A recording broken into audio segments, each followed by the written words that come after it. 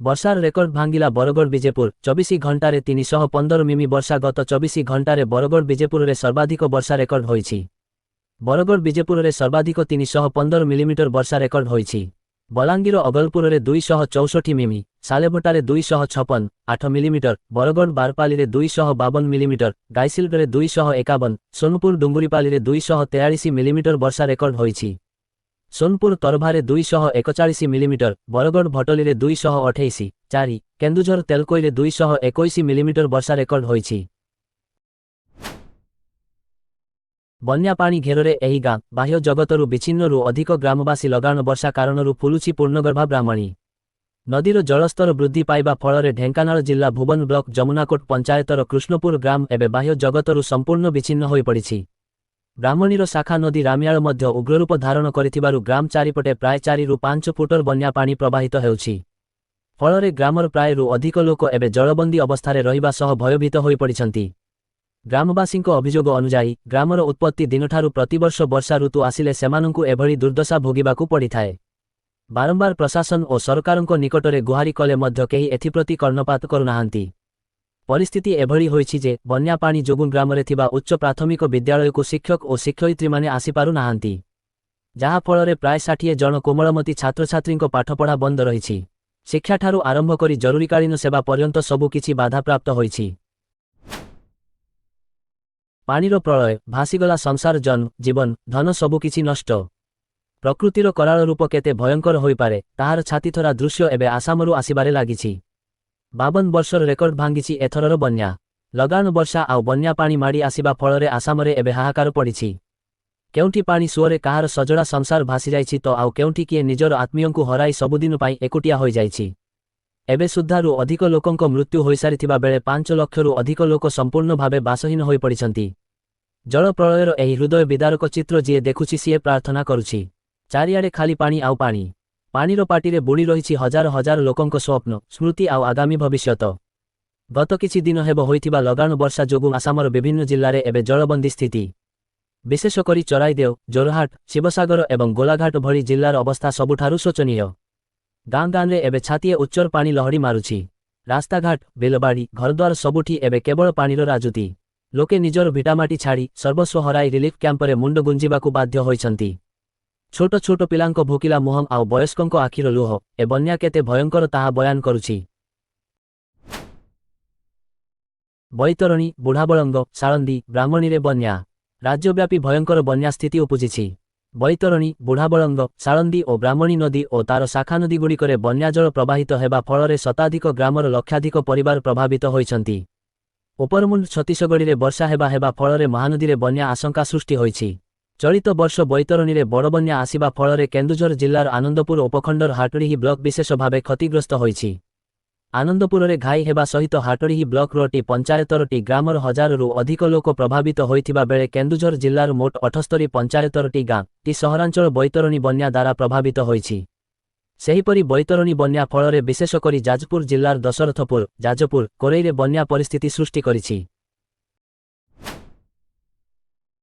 ରାଜ୍ୟସଭାରେ ବନ୍ଦେ ମାତରମ୍ ସଂଶୋଧନ ବିଲ୍ ଗୃହୀତ। ଜାତୀୟ ସଙ୍ଗୀତକୁ ଅପମାନ କଲେ ହେବ 3 ବର୍ଷ ଜେଲ୍। ରାଜ୍ୟସଭାରେ ଗୃହୀତ ହୋଇଛି ଜାତୀୟ ସମ୍ମାନର ଅପମାନ ସଂଶୋଧନ ବିଲ୍ 2026।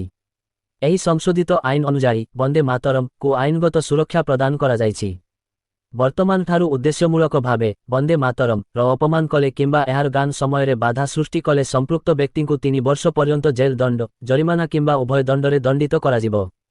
ବିଲ୍ ଉପରେ ଆଲୋଚନାର ଉତ୍ତର ଦେଇ କେନ୍ଦ୍ର ଗୃହ ରାଷ୍ଟ୍ରମନ୍ତ୍ରୀ ନିତ୍ୟାନନ୍ଦ ରାୟ କହିଛନ୍ତି ଯେ ଏହି ସଂଶୋଧନ କେବଳ ଏକ ଆଇନଗତ ପରିବର୍ତ୍ତନ ନୁହେଁ, ବରଂ ଏହା ଭାରତର ଆତ୍ମା, ଜାତୀୟ ଚେତନା, ସାଂସ୍କୃତିକ ଐତିହ୍ୟ ଓ ସ୍ୱାଧୀନତା ସଂଗ୍ରାମର ଆଦର୍ଶ ପ୍ରତି ସାମୂହିକ ପ୍ରତିବଦ୍ଧତାର ପ୍ରତୀକ। ବିଜେପି ସାଂସଦ ବିନୋଦ ତାୱଡେ ଏକ୍ସରେ ପୋଷ୍ଟ କରି ବନ୍ଦେ ମାତରମ୍କୁ ଦେଶର ଗର୍ବ ଓ ସ୍ୱାଧୀନତା ଆନ୍ଦୋଳନର ମହାମନ୍ତ୍ର ବୋଲି କହିଛନ୍ତି। ମହାନଦୀର ଅବବାହିକାରେ ବନ୍ୟା ଆଶଙ୍କା, ସତର୍କ ରହିବାକୁ ପରାମର୍ଶ। ମହାନଦୀର ଉପରମୁଣ୍ଡରେ ମଧ୍ୟମରୁ ପ୍ରବଳ ବର୍ଷା ହୋଇଛି। ଛତିଶଗଡ଼ରେ ପ୍ରବଳ ବର୍ଷା ଯୋଗୁଁ ହୀରାକୁଦ ଜଳଭଣ୍ଡାରକୁ ବନ୍ୟା ଜଳ ପ୍ରବେଶ କରୁଛି। ମହାନଦୀର ଶାଖା ନଦୀରେ ମଧ୍ୟ ବନ୍ୟା ଜଳ ପ୍ରବାହିତ ହେଉଛି। ତେଣୁ ମହାନଦୀର ଅବବାହିକାରେ ବନ୍ୟା ପରିସ୍ଥିତି ସୃଷ୍ଟି ହେବାକୁ ଯାଉଛି। ଜଳସମ୍ପଦ ବିଭାଗ ସର୍ବୋଚ୍ଚ ଯନ୍ତ୍ରୀଙ୍କ ସୂଚନା ଅନୁସାରେ ଆସନ୍ତାକାଲି ସନ୍ଧ୍ୟା ସୁଦ୍ଧା ମହାନଦୀରେ ମଧ୍ୟମ ଧରଣର ବନ୍ୟା ଆସିପାରେ। ଆସନ୍ତାକାଲି ସନ୍ଧ୍ୟାରେ ମହାନଦୀର କଟକ ଜିଲ୍ଲା ମୁଣ୍ଡଳିଠାରେ ପ୍ରାୟ 8 ଲକ୍ଷରୁ ଅଧିକ କ୍ୟୁସେକ୍ ବନ୍ୟାଜଳ ପ୍ରବାହିତ ହେବାର ସମ୍ଭାବନା ରହିଛି। ଏହାକୁ ଦୃଷ୍ଟିରେ ରଖି ମହାନଦୀ କୂଳ ଏବଂ ତଳିଆ ଅଞ୍ଚଳରେ ରହୁଥିବା ଜିଲ୍ଲାଗୁଡ଼ିକୁ ସତର୍କ ସୂଚନା ଜାରି କରାଯାଇଛି। ଅନ୍ୟପଟରେ ବନ୍ୟା ମୁକାବିଲା ପାଇଁ ରାଜ୍ୟ ସରକାର ପ୍ରସ୍ତୁତି ଜୋରଦାର କରିଛନ୍ତି। ମହାନଦୀର ବନ୍ୟାରେ ସମ୍ଭାବିତ ପ୍ରଭାବିତ ଜିଲ୍ଲାଗୁଡ଼ିକୁ ଅଭିଜ୍ଞ ବରିଷ୍ଠ ଅଧିକାରୀମାନଙ୍କୁ ପଠାଇବା ସହ ବନ୍ୟା ବନ୍ଧ ଉପରେ କଡ଼ା ନଜର ରଖିବାକୁ ପାଟ୍ରୋଲିଂ ବ୍ୟବସ୍ଥା କଡ଼ାକଡ଼ି କରିବାକୁ ନିର୍ଦ୍ଦେଶ ଦେଇଛନ୍ତି।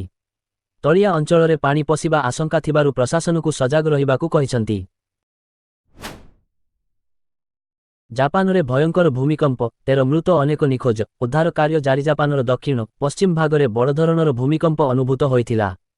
ରୟଟର୍ସ ଅନୁଯାୟୀ ଶକ୍ତିଶାଳୀ ଭୂମିକମ୍ପ ପରେ ପ୍ରଥମେ ଉପକୂଳବର୍ତ୍ତୀ ଅଞ୍ଚଳ ପାଇଁ ସୁନାମି ସତର୍କତା ଜାରି କରାଯାଇଥିଲା, କିନ୍ତୁ ପରେ ଏହାକୁ ପ୍ରତ୍ୟାହାର କରିନିଆଯାଇଥିଲା। ଭୂମିକମ୍ପ ଜାପାନରେ ବ୍ୟାପକ କ୍ଷୟକ୍ଷତି ଘଟାଇଛି। ଏଥିରେ ଏପର୍ଯ୍ୟନ୍ତ 13 ଜଣଙ୍କ ପ୍ରାଣହାନି ହୋଇଛି ଏବଂ ଅନେକ ନିଖୋଜ ଅଛନ୍ତି। ଜାପାନ ପ୍ରଧାନମନ୍ତ୍ରୀ ସାନାଏ ତାକାଇଚି ବୁଧବାର ସକାଳେ କହିଛନ୍ତି ଯେ ଦକ୍ଷିଣ ପଶ୍ଚିମ ଜାପାନର କିଛି ସ୍ଥାନରେ ଶକ୍ତିଶାଳୀ ଭୂମିକମ୍ପ ପରେ 13 ଜଣଙ୍କର ମୃତ୍ୟୁ ହୋଇଛି ଏବଂ ନିଖୋଜଙ୍କ ପାଇଁ ଉଦ୍ଧାର କାର୍ଯ୍ୟ ଜାରି ରହିଛି। ପ୍ରଧାନମନ୍ତ୍ରୀ ତାକାଇଚି ଉଲ୍ଲେଖ କରିଛନ୍ତି ଯେ ସାରା ରାତି ଉଦ୍ଧାର କାର୍ଯ୍ୟ ଜାରି ରହିଛି। ଅନେକ ଆହତ ବ୍ୟକ୍ତିଙ୍କୁ ଉଦ୍ଧାର କରାଯାଇଥିବା ବେଳେ କେତେକ ଲୋକ ନିଖୋଜ ଅଛନ୍ତି। 36 ଦିନର ଏକମ ସହାୟତା ପରେ ମହିଳା ପୁଲିସ ଅଧିକାରୀଙ୍କ ଜୀବନ ବଞ୍ଚାଇଲା ଏମ୍ସ ଭୁବନେଶ୍ୱର। ମୃତ୍ୟୁ ସହିତ 36 ଦିନର ସଂଘର୍ଷ। ଗୁରୁତର ଶ୍ୱାସକ୍ରିୟା ବିଫଳତା ପରେ ପ୍ରତିଟି ମୁହୂର୍ତ୍ତ ଥିଲା ମୂଲ୍ୟବାନ।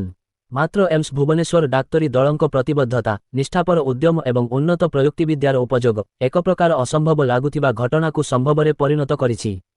ଗୁରୁତର ନିମୋନିଆରେ ପୀଡ଼ିତ ହୋଇ ଝାରସୁଗୁଡ଼ାର ଜଣେ 49 ବର୍ଷୀୟା ମହିଳା ପୁଲିସ ଅଧିକାରୀଙ୍କୁ ଏପ୍ରିଲ ମାସ 18 ତାରିଖରେ ଭୁବନେଶ୍ୱରର ଏକ କର୍ପୋରେଟ୍ ହସ୍ପିଟାଲରେ ଭର୍ତ୍ତି କରାଯାଇଥିଲା। ସର୍ବୋତ୍ତମ ଆଇସିୟୁ କେୟାର ଏବଂ ଯାନ୍ତ୍ରିକ ଭେଣ୍ଟିଲେସନ ପାଇବା ସତ୍ତ୍ୱେ ଉକ୍ତ ମହିଳା ପୁଲିସ ଅଧିକାରୀଙ୍କ ଅମ୍ଳଜାନ ସ୍ତର ଖରାପ ହେବାକୁ ଲାଗିଲା। ଗୁରୁତର ଶ୍ୱାସକ୍ରିୟା ବିଫଳତାର ସମ୍ମୁଖୀନ ହୋଇ ତାଙ୍କୁ ଉନ୍ନତ ଜୀବନ ସହାୟତା ପାଇଁ ମେ ମାସ 7 ତାରିଖରେ ଏମ୍ସ ଭୁବନେଶ୍ୱରକୁ ରେଫର କରାଯାଇଥିଲା। ମଧ୍ୟରାତ୍ରିରେ ଗୁରୁତର ହାଇପୋକ୍ସେମିଆ ସହିତ ଅତ୍ୟନ୍ତ ସଙ୍କଟଜନକ ଅବସ୍ଥାରେ ମେଡିକାଲ ଇଣ୍ଟେନ୍ସିଭ୍ କେୟାର ୟୁନିଟ୍ରେ ପହଞ୍ଚିବା ପରେ ଇଣ୍ଟେନ୍ସିଭ୍ କେୟାର ମେଡିସିନ ଏବଂ ଏକମ ବିଶେଷଜ୍ଞ ଡ. ଶ୍ରୀକାନ୍ତ ବେହେରାଙ୍କ ନେତୃତ୍ୱରେ ଏକ ଡାକ୍ତରୀ ଦଳ ତୁରନ୍ତ ଜୀବନ ରକ୍ଷାକାରୀ ଭିଭି ଏକମ ଥେରାପି ଆରମ୍ଭ କରିଥିଲେ।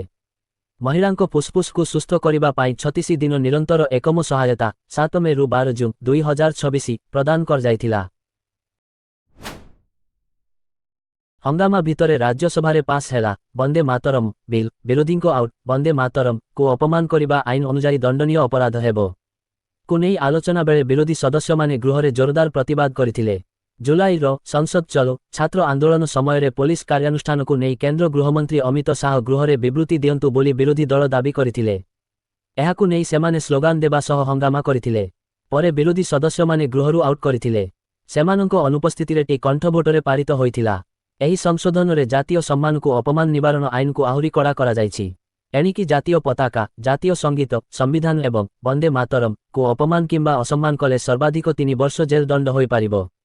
ଛାତ୍ର ଆନ୍ଦୋଳନ ଓ ନିଟ୍ ପ୍ରଶ୍ନପତ୍ର ଲିକ୍ ବିବାଦକୁ ନେଇ ସଂସଦର ଚଳିତ ମୌସୁମୀ ଅଧିବେଶନରେ ଲଗାତାର ହଙ୍ଗାମା ଚାଲିଥିବା ବେଳେ ଏହି ବିଲ୍ ପାରିତ ହେବାକୁ ଅଧିବେଶନର ଏକ ଗୁରୁତ୍ୱପୂର୍ଣ୍ଣ ଘଟଣା ବୋଲି ମନେ କରାଯାଉଛି। ପ୍ରଯୁକ୍ତି ଓ ଉନ୍ନତ ରକ୍ଷଣାବେକ୍ଷଣରେ ସୁରକ୍ଷିତ ହେଉଛି ଯାତ୍ରୀଙ୍କ ରେଳ ଯାତ୍ରା। ପ୍ରଯୁକ୍ତି ଓ ଉନ୍ନତ ରକ୍ଷଣାବେକ୍ଷଣରେ ସୁରକ୍ଷିତ ହେଉଛି ରେଳ ଯାତ୍ରା। କବଚ 4.0 ସହ ରେଳ ସୁରକ୍ଷାକୁ ନୂଆ ଶକ୍ତି ମିଳିଛି। ଭାରତୀୟ ରେଳବାଇରେ ଯାତ୍ରୀଙ୍କ ସୁରକ୍ଷାକୁ ସର୍ବାଧିକ ପ୍ରାଥମିକତା ଦିଆଯାଇଛି। ବିଗତ ବର୍ଷଗୁଡ଼ିକରେ ନିଆଯାଇଥିବା ବିଭିନ୍ନ ସୁରକ୍ଷା ପଦକ୍ଷେପର ପରିଣାମ ସ୍ୱରୂପ ରେଳ ଦୁର୍ଘଟଣା ସଂଖ୍ୟାରେ ଦ୍ରୁତ ହ୍ରାସ ଘଟିଛି। କେନ୍ଦ୍ର ରେଳ, ସୂଚନା ଓ ପ୍ରସାରଣ ଏବଂ ଇଲେକ୍ଟ୍ରୋନିକ୍ସ ଓ ସୂଚନା ପ୍ରଯୁକ୍ତି ମନ୍ତ୍ରୀ ଅଶ୍ୱିନୀ ବୈଷ୍ଣବ ଲୋକସଭାରେ ଏକ ପ୍ରଶ୍ନର ଉତ୍ତରରେ ଏହି ସୂଚନା ପ୍ରଦାନ କରିଛନ୍ତି। ରେଳ ଦୁର୍ଘଟଣାକୁ ହ୍ରାସ କରିବା ପାଇଁ ରେଳବାଇ ପକ୍ଷରୁ ବିଭିନ୍ନ ପଦକ୍ଷେପ ନିଆଯାଇଛି। 671 ଷ୍ଟେସନରେ ପଏଣ୍ଟ ଏବଂ ସିଗ୍ନାଲର କେନ୍ଦ୍ରୀକୃତ ପରିଚାଳନା ସହିତ ବୈଦ୍ୟୁତିକ ଇଲେକ୍ଟ୍ରୋନିକ୍ ଇଣ୍ଟରଲକିଂ ସିଷ୍ଟମ ପ୍ରଦାନ କରାଯାଇଛି। ଲେଭଲ କ୍ରସିଂ ଏଲ୍ସି ଫାଟକରେ ସୁରକ୍ଷା ବୃଦ୍ଧି ପାଇଁ 10,395 ଲେଭଲ କ୍ରସିଂ ଗେଟ୍ରେ ଇଣ୍ଟରଲକିଂ ପ୍ରଦାନ କରାଯାଇଛି। ବୈଦ୍ୟୁତିକ ମାଧ୍ୟମ ଦ୍ୱାରା ଟ୍ରାକ୍ ଦଖଲ ଯାଞ୍ଚ ଦ୍ୱାରା ସୁରକ୍ଷା ବୃଦ୍ଧି ପାଇଁ ଷ୍ଟେସନଗୁଡ଼ିକର ସମ୍ପୂର୍ଣ୍ଣ ଟ୍ରାକ୍ ସର୍କିଟ୍ 671 ଷ୍ଟେସନରେ ପ୍ରଦାନ କରାଯାଇଛି। ସମସ୍ତ ଲୋକୋମୋଟିଭରେ ସତର୍କତା ନିୟନ୍ତ୍ରଣ ଉପକରଣ VCD ରହିଛି, ଯାହାଦ୍ୱାରା ଲୋକୋ ପାଇଲଟମାନଙ୍କ ସତର୍କତାରେ ଉନ୍ନତି ଆସିପାରିବ।